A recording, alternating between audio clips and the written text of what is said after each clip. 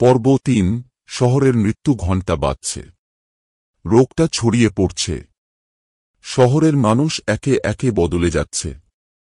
প্রথমে তাদের শিরাগুলো কালো হচ্ছে, তারপর শরীরের ভেতর ফাঁকা হয়ে যাচ্ছে, আর শেষ পর্যায়ে চোখের কোটর দুটি হয়ে যাচ্ছে দুনিয়ার সবচেয়ে ভয়ঙ্কর অন্ধকার।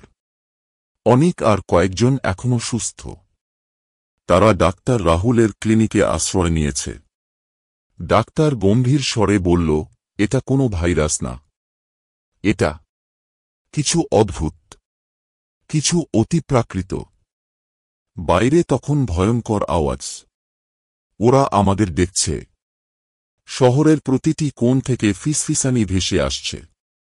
হঠাৎ জানালার ওপাশে একটা মুখ দেখা গেল। একজন শিশু। তার মুখে অদ্ভুত হাসি।